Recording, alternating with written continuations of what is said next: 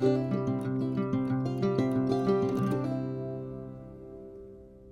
morning, it's Brian of Brian's Budget Bonsai, and today we're going to continue to work with the trees that were damaged from the lack of watering while I was out of town. Coincidentally, this morning was first rain we've had in over a week, so we went a week without rain, and of that week, 4 of those days I was out of town, and these trees did not get any water for those 4 days.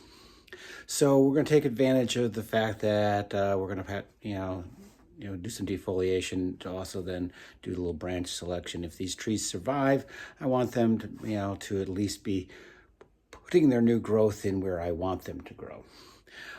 So we have here is the Crepe Myrtle. I have already gone ahead and removed all the dry leaves. They were so dry they basically just crumbled as I ran my hands up and down the branches.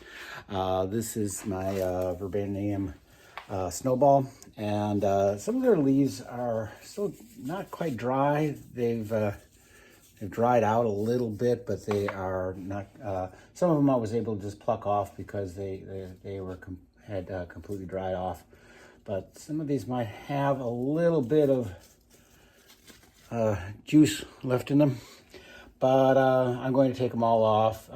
This one won't need as much pruning. This one might need a little bit more, but we're just going to do some branch selection. So this shouldn't take too long, and we'll get to it then. All right, see you in a little bit. Okay, so we're starting with the Crepe Myrtle, and there's a few things that are obvious, like right here. This branch not only growing on the underside, but completely looped back on itself. So we don't want that. Again, this branch coming on, crossing over that midline, we don't want that. And for these longer shoots, I am going to just prune back a little at a time there, so we get just some, hopefully we'll get some ramification off of those. Again, growing towards the center here. Don't necessarily want this one here. This one crossing under. Don't really want that. I thought that this little here was like, oh, look, I already got new growth. It's like, no, that's a little bit of lichen on there. So, well, yes, hope springs eternal. One of the things that's nice about this particular type, like sheds its bark, and it'll come off in strips. This is the only piece that I got left that I didn't already peel off, but it leaves this nice bark, and every year it just, as it grows, it just sheds the outer bark. All right, well, let's see. It's encouraging that I see green. Yeah, these are still green. So that encourages me that we have not lost this tree. Again, growing straight back towards the center here like that. Don't necessarily want that. There could even be said something for this one, kind of growing back towards the center. And, we might as well be a little bit more selective. We're going to do branch selection. We might as well do branch selection, right?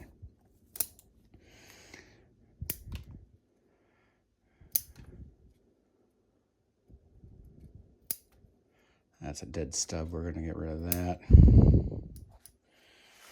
Okay, that one's pruned up pretty good. Let's move on to this one here. Again, anything that's growing towards the center, we're not going to, we're going to use those. Again, growing back towards the center, don't want that. Going to cut that one off. It's starting to grow towards back the center, but I might be able to get it to redirect in that direction.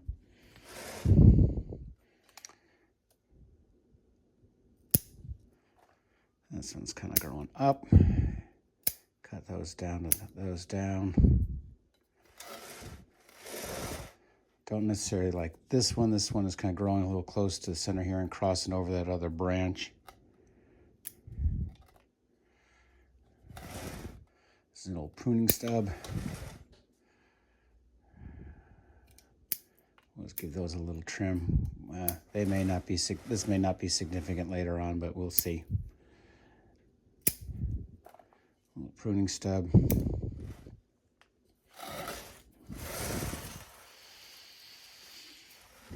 I think I'm going to get rid of this branch here. I mean, technically this is, you know, somewhat near my front here. Put that over there. So, yeah, see, I'm using my little camper and truck as my marker for my front of the tree. And if that's the front of the tree, then these branches right here kind of obscuring the trunk line.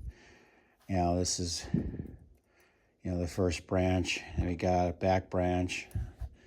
This branch here, hopefully I can move this one in this direction. And then we come up here towards the apex. Now, kind of presented with a similar problem that we had. Let me make sure this is adjusted. We're using Brian Vision again. So I can't, again, I'm looking cross-eyed at the screen that's 2 inches from my chin. And then I have to look up. And again, with with my old man vision, it's like things that are close need a different prescription than things that are further away. So I'm having to balance what I can focus on and what I can't. All right, so similar problem that we came across with the maple. Do we keep this and have this continue to be our, you know, primary branch, our leader, or do we chop this and then have this be our new trunk line? It will improve the taper. This trunk itself doesn't have a huge amount of taper with it. It is fairly uniform in its thickness up to about here. There's a slight taper from here to here, but not a ton. We could improve the taper by doing a chunk chop right here. Have this now be the primary line right here. Again, taking this one back. So, again, we're gonna try to see if we can make lemonade out of the lemons here. So if I'm going to try, if this tree survives, I wanna have it be improved by this process here. So I am going to chop that off.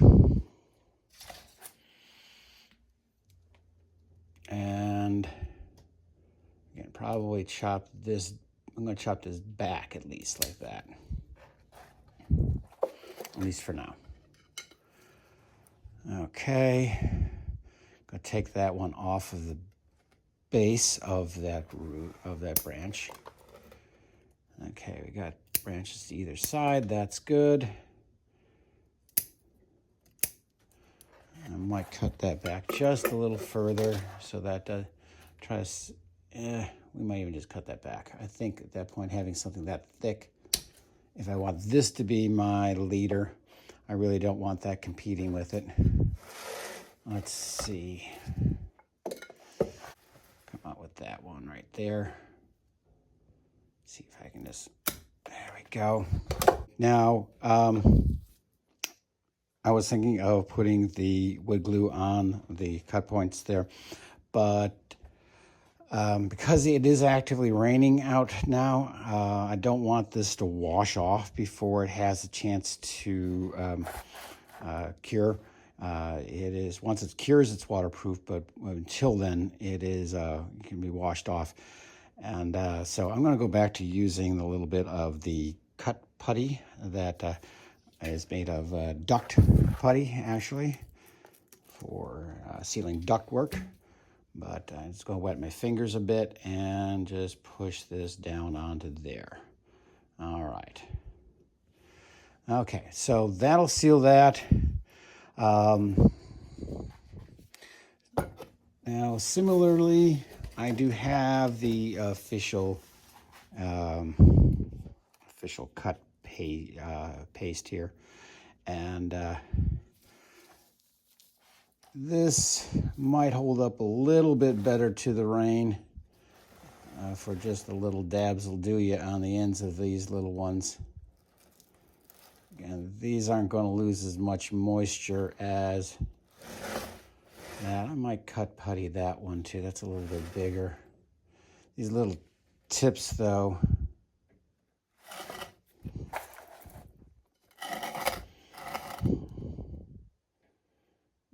oops, a little too much there. Just a little dab will do you, a little dab will do you. Yeah, there's not much moisture is going to get lost out of these, but it doesn't hurt. Takes only a few seconds.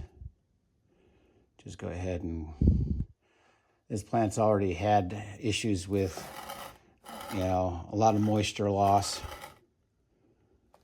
I'm wondering about that. That's the thing. Let me cut that off there. That never really grew from previous. That's a cut.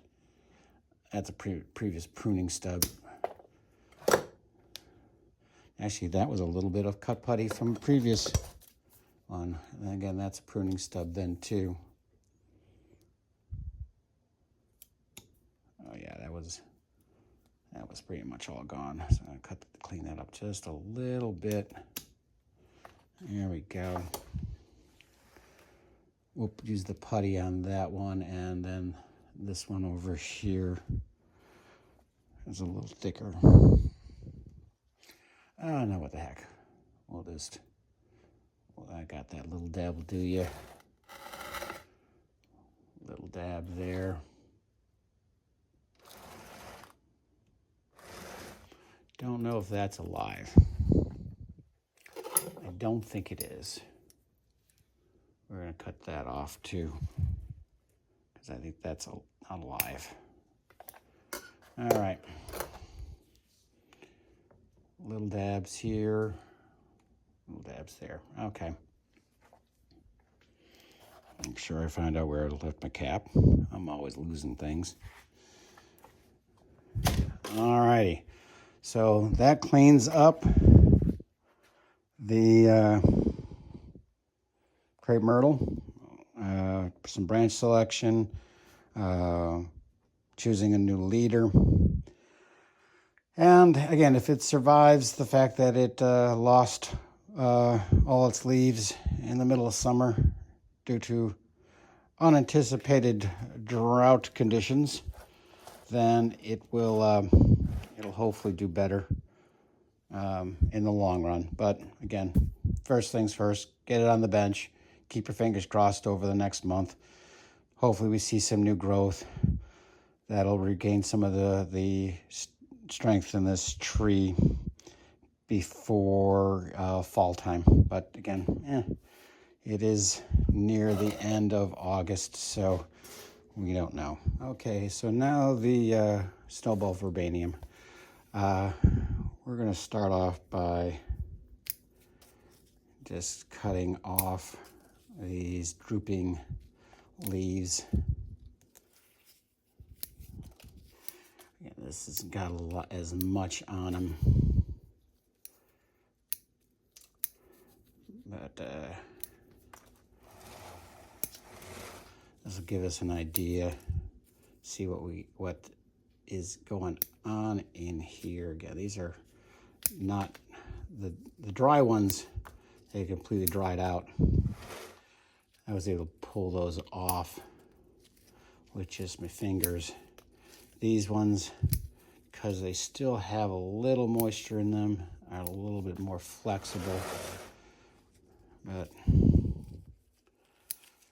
they, so if I was worried that if I was going to pull on these, they'd tear rather than just break off. So, alrighty. Again, this is my supposed front. Again, I'm kind of going with that design here, like the open palm. So again, a lot of things that look like they're doing pretty good. Former pruning stub there. I'm going to just prune back. See, I don't think we're going to get any bud formation here, but I don't really want that one growing straight up. This one's a problem growing in there. Don't want that. It's growing right in the crotch.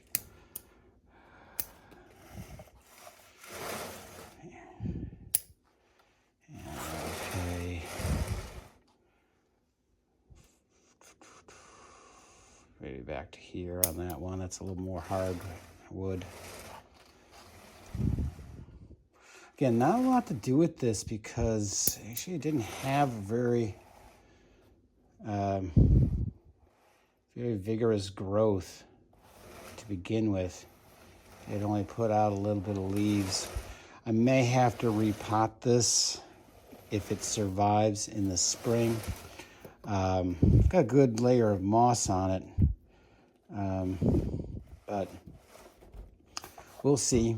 This is one of my earliest bonsais that I had, and actually way back in the beginning, my first attempt on this was, I saw a technique where you plant a tree on a board or a piece of tile, and I actually had this on like a circular piece of pine board that I just cut in a circle. Planted it on that board, even used like wood screws to kind of hold the roots into place. So get a nice root spread, and it worked pretty good. The board kind of like rotted underneath it. And actually, I think this was originally potted in the pot I currently have my Norfolk Island pine, the one with the iris design on it. Now this one, of course, is the one with the ivy design on it. But again, similar in terms of width and depth. This one may actually have less root space because the other pot, there was kind of like an octagonal shaped pot, but had straight sides. This one has incurved sides, so there might actually be less root space in there. I might have to try to find some place has a little bit more room for its roots, and maybe use something, mixture of soil that might have a little bit more water retention, because this seems to not do well with drought conditions. If it gets too hot, too dry, it loses all its leaves. I wish I could say this is the first time that this has happened to this tree. It is not. So keep doing to this. One day it's not going to come back. Hopefully this ain't one of those days. Thinking of doing something about this junction here. Either eliminating this branch or eliminating that branch. This one kind of grows over the top of this one, but it has nicer movement. I'm going to cut this one back actually there. Okay. How does that look without that branch? I think it looks okay without that branch. I think I'm going to take that other branch off.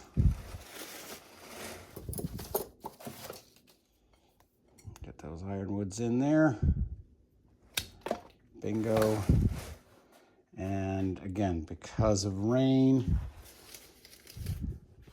I'm going to get a little bit of a little putty ball about the size of a pea. Wet the fingers a little bit. And just give it a little squishy. There we go. Okay. That's it for now on this one. That's all for now. Again, this is Brian of Brian's Budget Bonsai. Just stay cool and happy bonsaiing.